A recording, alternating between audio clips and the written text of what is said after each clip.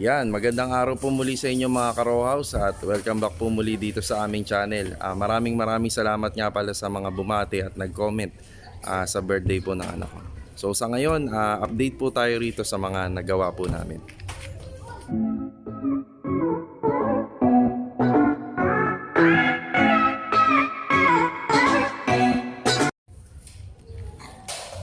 So ngayon pala ay araw ng Friday. So ngayon pala ay araw ng Biyernes.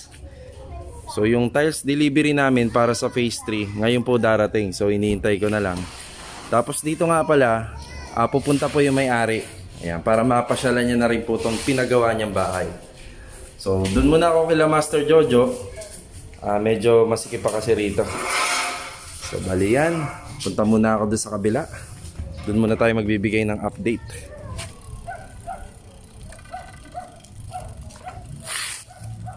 Nandito na tayo. Yan. So ito na pala yung update namin dito. So itong mga poste pala, yung mga kantuhan nito, binubuhay na po nila. So more on plastering kami rito sa may harapan. Kapag natuyo na to, kinabukasan, isusunod na po yung mga grills nito. So two-door gate and fence grills. Tayo sa may loob. Sa loob. So yan pala rito sa loob, naikabit na po nila yung kornisa. Yan po. So bali rito nga pala, nakapag-flashing na bagi? Hindi pa na? Hindi pa? Nakapag-flashing na? Hindi kami nakakapag. Okay.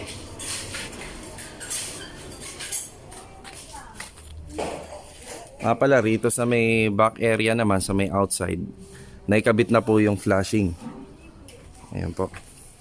So yan, tamang-tama, may hagdan. May papakita ko sa inyo kung paano ito kinabit. Tapos ito nga pala, kung ano yung ginawa ko dun sa nakaraang video, gagawin din po namin dito.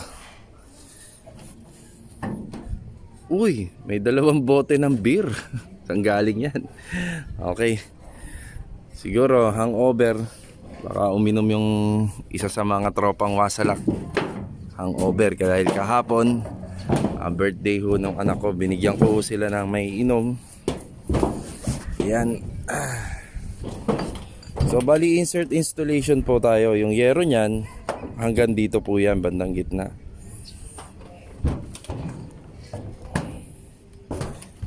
Yan po yung ating gutter.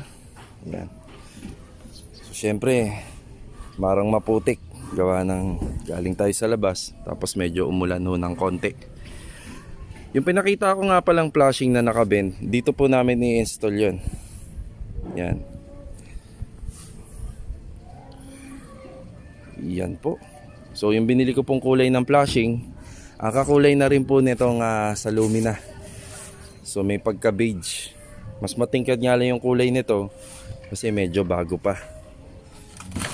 Tapos itong mga bakal na to, lahat po ito gagamitin po namin dyan sa harapan. Dito muna siya pansamantala para hindi po nakasagabal.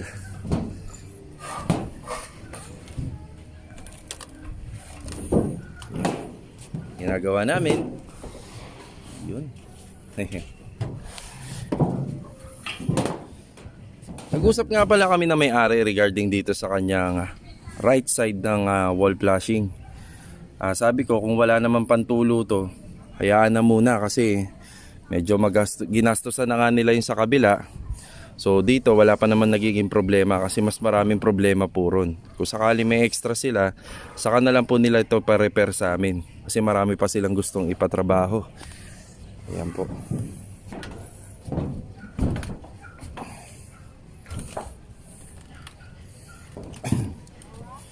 Yung CR nga pala nito, magkakaroon po ng exhaust fan. Tapos syempre dito may exhaust fan din. Kaya ito po, markings na namin to na dito kami magbubutas. Tapos meron pa kaming isang marking na may butas na. Ayan po. So yan, bababa na muna tayo. Okay. Yan, bali maganda pong araw po sa inyo ma'am and sir. Siya nga pala, dumating na nga pala yung tiles delivery nyo galing sa All Homes. Bali ito na po yun. Yan. So pasok tayo rito sa loob ng unit nyo. Bali, ito nga pala yung mga naiwan yung gamit. So inabot ko siya, nandyan siya. Nilipat ko na lang muna rito. Tapos ito mamaya, baka kunin ko na po to. Dadaling ko na po to sa bodega. Yan.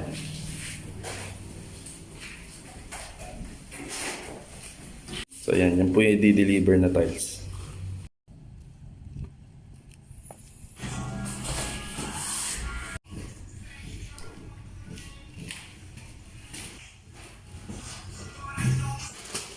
So yan, bali sir ma'am, bali na-receive na po natin yung tiles nyo. Nandito na yung pinaka-original copy nung binayaran nyo na resibo. So ito na rin yung ating delivery order. So ito na yung kopya natin. So ito yung mga tingi. Tapos ito yung upper box. Yan. Salamat! Yan.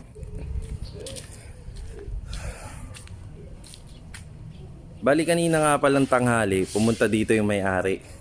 Maraming salamat po Sir Jess sa inyong dinalang pang merienda. Ayan, nagpapasalamat din po yung tropang Wasalak. So ngayon, after po ng break time, yung mga ginagawa namin dito, update namin po sa inyo. Bali dito, continuation po ng pag-install ng Formica dun sa bawat gilid po ng cabinet. Tapos dito po, ito po yung mga binili naming materyales para sa kanyang toilet room. So magkakabit po kami dyan ng shampoo rack, towel rack, ayan po. Tapos kakabit po kami ng bidet. So para tuluyan na po makumpleto to, itong toilet room. Siyempre dahil bumisita yung may-ari, meron kaming konting pinakitang sample sa kanya. Ito po yung kulay ng kanyang kornisa, kulay itim. So sample lang yan. So sample na shade lang yan. Pero napagdesisyon na ni Sir Jess na gusto niya kasing kulay daw ng Formica. So yung kulay ng Formica natin ay navy gray. Yan, navy gray yung kulay niya.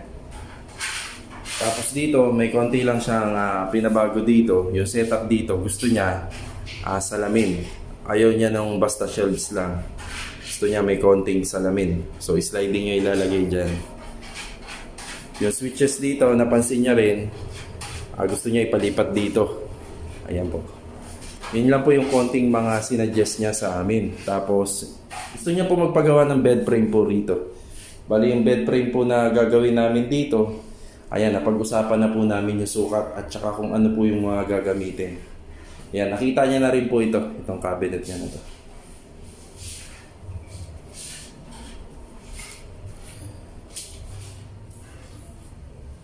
So yan, bali sa ngayon, medyo okay naman na ako. Makakapagtrabaho na ako or makakatulong na ako sa kanila. Gawin ko rito, lilinisin ko to. Tapos applyan ko muna ng primer coating. So kagaya nito, pinturahan muna namin ng puti ito. Tapos after nun, pag finish yung coating na, saka namin po applyan ng chocolate brown enamel. Ayan po.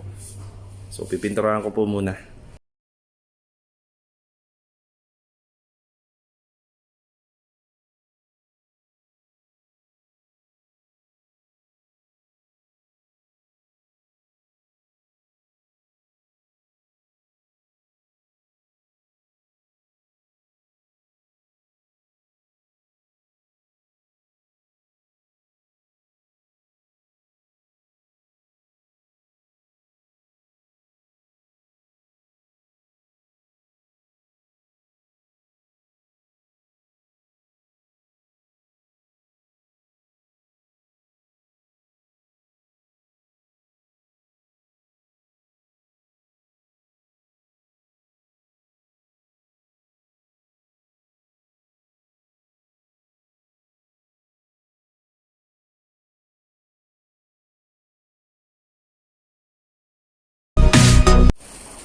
So yan, kakatapos lang po natin magpintura na itong window grills. Yan po yung mga window grills. Yan. Yung ginamit ko nga palang pintura dito, enamel din pero white po yung color yung ginamit ko. Ang kaibahan nga lang naman ho niyan, yung kulay lang. Meron kasi kaming spare ng pintura nitong puti. Sayang naman kung hindi natin gagamitin dito. So, ang finishing color touch nito ay kulay brown. So, ito rin. Chocolate brown din po yung finishing touch nito. Yan siya. Mukhang di na naman maganda yung panahon. No? Kanina pa to simula umaga hanggang ngayong hapon. Low pressure po daw yan. Yan. Oh. So dito, continuation pa rin sa formica. Yung mga formica natin, yung ina-apply natin dito sa mga cabinet na ginawa natin.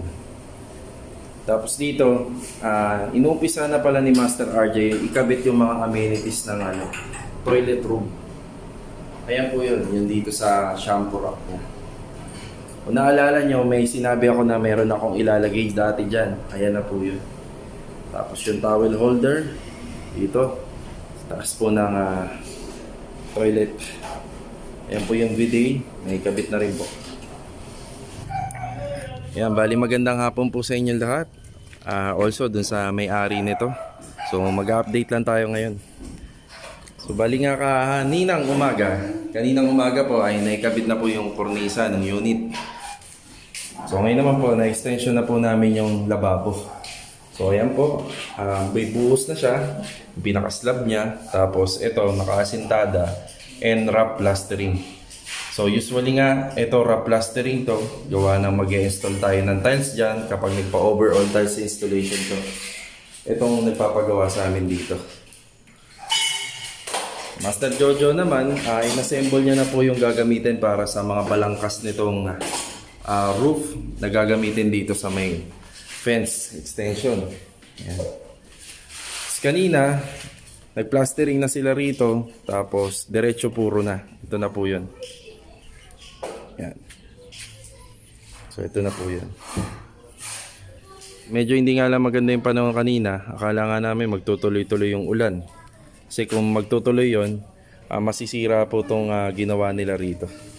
So hindi naman po. Yun, maswerte pa rin. Ayan po.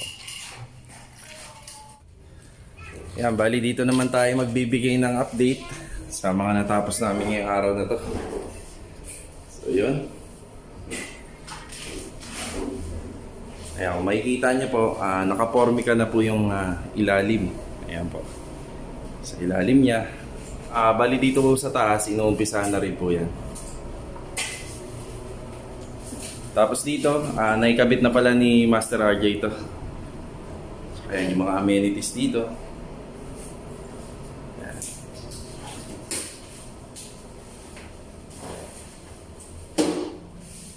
So yan, baka possible bukas. Nandito kami lahat kasi magpipintura kami.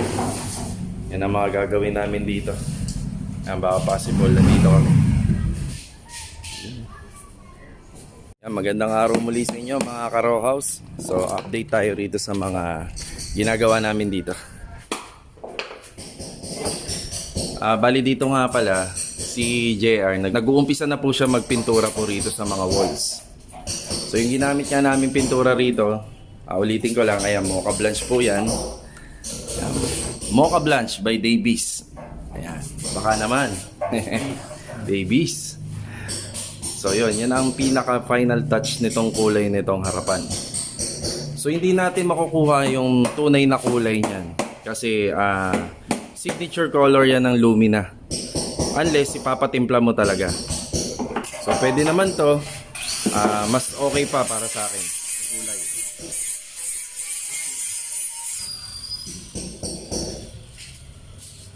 Bali dito nga pala sa part na to, pinalipat ng may-ari yung switch. Switch na to, dito niya na pinalalagay. So, kung makikita nyo yung dalawang abang na binabakbak pa namin dito, dyan namin po ilalagay yung additional outlet, tsaka yung pagdadaanan ng kable ng mga antena, tsaka ng wire, papunta po sa taas. Tapos dito, si Ogie, pinagpapatuloy niya rito yung pag-apply ng formica. Tapos dito, pinagpapatuloy ni Master RJ yung sa shelves na ilalagay namin dito banda. Yan, dyan po banda yun sa likod ni Ogie, tsaka rito. Tapos yung ina-assemble pala ni Master Jojo, dito pala yun, ilalagay namin dito. May-ari pala, napag-usapan namin, sa sliding door ng cabinet, okay na sa kanya yung kahoy. So yung gagamitin. So yung plywood na natabas na yun, para dito na yun. Ito na yung railing niya. So ito na po yun. Yun ang magiging sliding door dito. Siya nga pala, kung mapapanood nyo yung dating video na in-upload namin, nalagyan namin ng ilaw yung TV console. Dito hindi pwede kasi every time na dadaan ka rito, makikita po dito yung ilaw banda. So hindi po maganda. So maganda lang siya kapag dito po sa harap. Pero pag dito naman po sa gilid, nakikita mo yung kable ng ilaw. So kaya pinaka-assemble lang namin nun, yun lang mismo, yung TV console lang. Yung bracket, pati yung plywood, ayun na po yun, assist na yun. So meron nga pala nag-inquire sa amin, no? Bali, pupuntahan ko at i-check ko yung unit niya. So ayan, bali dito na pala yun. Opya. So ang gusto niya rito, overall finish ng fence. Ito kasi ang disadvantage nito kapag nilalagyan po ng flooring, hindi natin alam kung maganda ang linya ng mga pipeline yan. So mas maganda sana hindi muna naka-flooring pero maputik naman. Tapos ito nga pala, overall finish, may bubungan to. Tapos gusto niya dito yung gate. Yan. Diyan po yung gate. Meron na rin siyang screen door. Yan. So sa screen door naman, ang iniiwasan natin pag nagpapakabit po kayo ng screen door, kailangan may malaking space pa. Yan, malalagyan pa namin ng asintada to. Yung iba kasi halos dikit na. Ayan po. Sige ha. Ma'am, salamat po. Sige, bye-bye. Thank you po. Yung may-ari nga pala, nagpagawa ng bed frame. Pero using tubulars. Ito.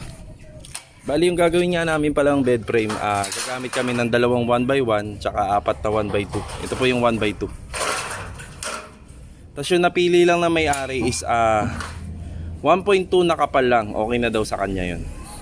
Tapos ang kasamang materialis pala nito, syempre cutting disc, welding rod, kailangan natin welding machine, grinder, ayan. Tapos yung pampintura, paintbrush, baby roller at tsaka enamel. Yung kulay pala nito ay chocolate brown kapag na-finish. So lalagyan ko rin po ito ng masilya na epoxy. Ayan po. Tapos yung gagamitin naman po pang cover dun sa bed frame, gagamitin po namin pampatong para maipatong yung mattress. 1/2 po na harduplex. Ayan. So yan, gagawin na muna to ni Master Jojo. So tatabasin niya muna. Bali nga pala yung lapad ng mattress niya 6 inches. Tapos yun yung parang pinakakapal pala ng mattress niya, 6 inches. Yung lapad 60 inches. Tapos yung haba 75 inches. Pag gumagawa kami nitong bed frame, nag-a-allowance kami sa haba ng 1 inch.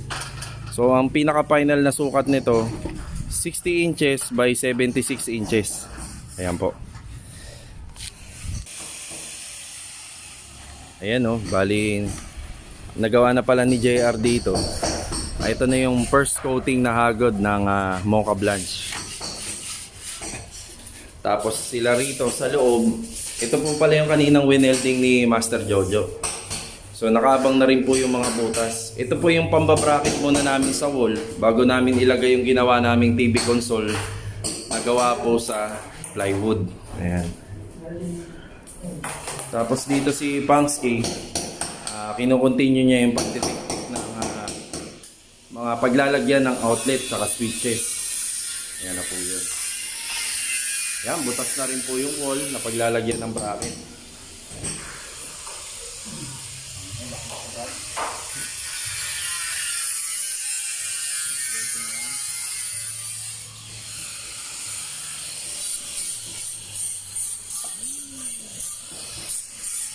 Magandang araw po.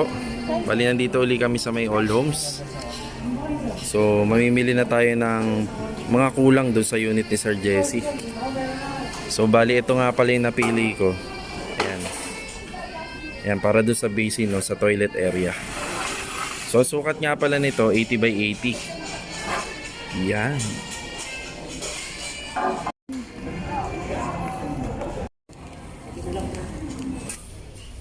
Ang bali update uli muna tayo rito sa unit na ginagawa namin. So dito meron na nga pala siyang first coating. So yung first coating ng kanyang finishing touch na Mocha Blanch sa mga walls. Kasi Ogie naman pala, isa-isa niya na nililinis gamit yung paint thinner, yung mga Formica. Ito. Tapos dito sa part na to, inuumpisa na naming lagyan ng Versatex coat, yung loob mismo ng baseboard sa may kisame. Ito na nga lang pala yung gagawin dito. Ito yung bar counter table. Ayan yun. Tapos naglagay pa kami ng isang shelves. Tapos meron din dito. So sa akin kasi, dapat aabot dito yan. Kaso nga lang, nung nakita ni Sir Jess, pinabago niya po. Okay na sa kanya yung ganito. Tapos mag-a-additional na lang dito ng cover na salamin. Lagyan ng sliding. Yan, naikabit na pula namin yan. Mga amenities dito. Tapos inuumpisa na po itong lagyan ni Pangskin ng tape. So hahaguran to ng Versatex roller. Tuyo po yung masilyang pinanghago dyan. Tatanggalin po yung tape. Parang ang mangyayari po, may awang siya. Pero maganda tingnan.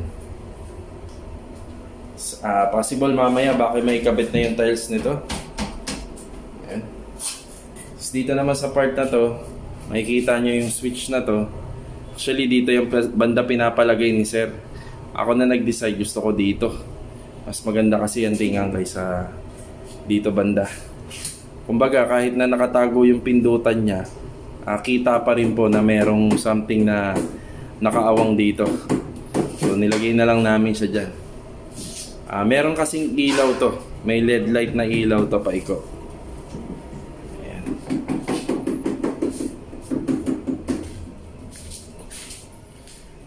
Tapos nagpagawa nga rin pala siya ng bed frame. Yung bed frame niya ito. So 60 inches and 76 inches. Ayan. Tapos meron siyang headboard. Kami na lang po ang gumawa at nag-design. Yung headboard niya dito. Made of tubulars din yan. Yung ilalagay natin dyan. Tapos ito yung kanyang brace sa bandang meron pa yan dito, isa.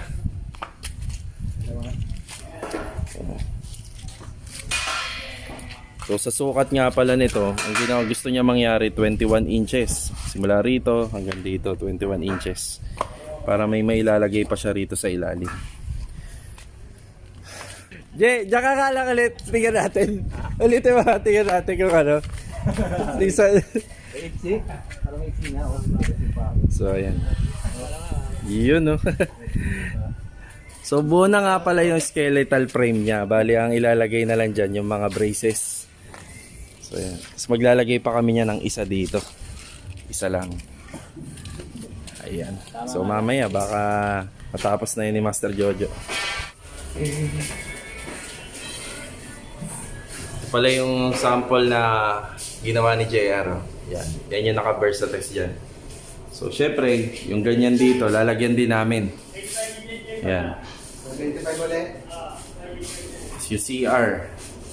Pati dito. Yan, nakaganyan po yun. Tapos dito nga pala, yan, pag binuksan natin to. Yan, yan na yung LED lights, yung LED. Strip light po yan.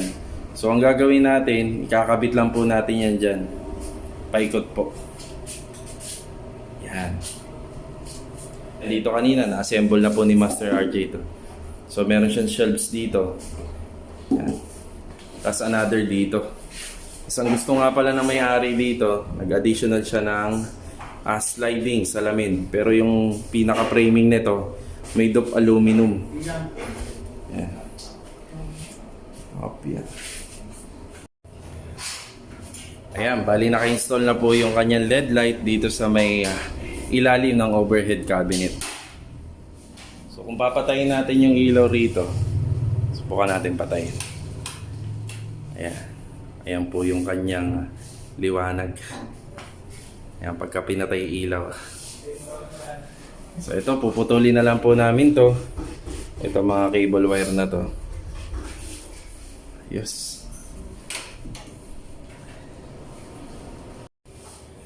Sa si JR naman pala, dito naman siya naghahagod ng Versatex roller. Ang ginagawa nga pala namin dyan, nilagyan namin ng tape yung mga dulo, yung dulo ng mga kanto yan. Sa mga gilid ng kornisa. Pagkatapos niya mahaguran yan, tatanggalin po namin agad-agad yan, yung tape na nilagay namin. Parang ganito po yan. Yan. O gaya rito, kung makikita nyo, ayan po yun.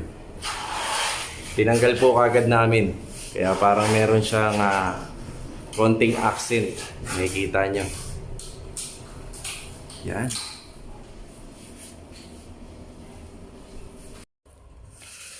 Yan, bali mga ilang araw na rin palang ilalagi na lang namin dito.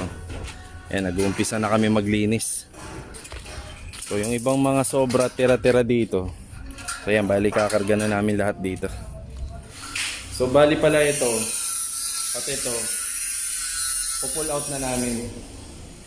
Tapos the rest, mga pinagtabasan ng tiles, pinagtabasan ng kahoy, pull out lahat yan. Ito nga pala para sa susunod naming mga project. Ito, tsaka to. So ayan, halos buo na po yung bed frame na pinagawa ni Sir. So ang ginawa po namin dito, dahil medyo malapad siya, nasa 60 inches kasi yan simula dyan hanggang dito, nag-brace po kami ng dalawa sa may gitna. Tapos ayan po yung pinaka-disenyo ng bed frame. Tapos naglagay rin po kami ng isang brace dito at saka dito po. Ayan, para talagang totally matibay. Ayan. So dito po, lahat ng formica, inumpisa na po nilang linisin gamit po yung paint thinner. Ayan po. Silipin naman natin yung nagawa nila rito.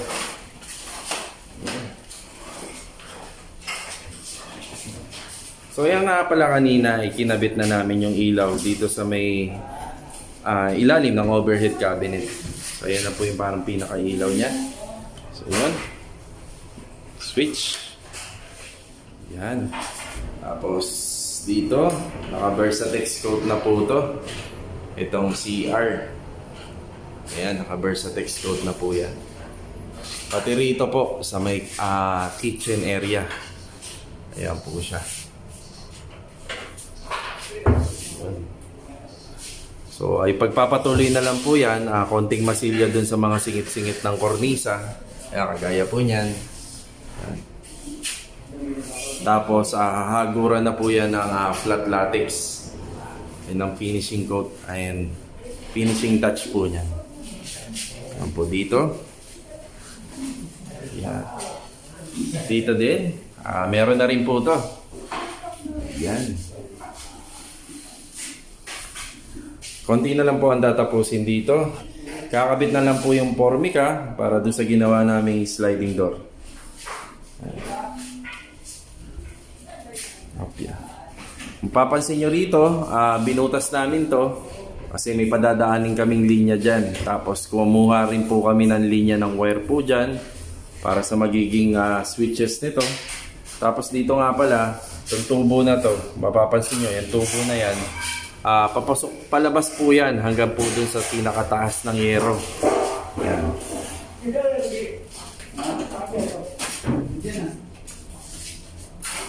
Yan.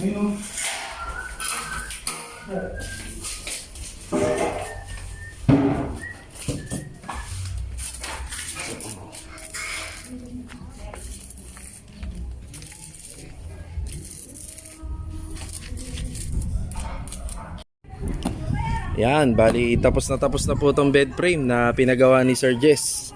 So yan, bali pinasadya niya to sa amin. So bumili muna pala siya ng mattress, tas yung mattress na yun yung ginawa namin basihan. So ito na po yun. Yan. And dito nakapaglinis na po sila. Tapos konti-konti na lang pong kinakabit ni Master RJ yung mga pinto ng mga cabinet. So ang ginawa kasi dyan, nilinis muna. Ito yun. Yung pasadyang bed frame nga pala na pinagawa ni Sir Jess. saktong-sakto lang po yun dito. Medyo may allowance pa. So ang allowance na lang nun, simula dito sa cabinet hanggang po doon sa pinakapaan ng bed frame ay nasa 60 cm. So hindi na rin po yun kasikipan para dito. Sa nakikita ko kasing pinagawa niyang bed frame, ang tawag doon is queen size. Yan, queen size po yun. Medyo may kalakihan.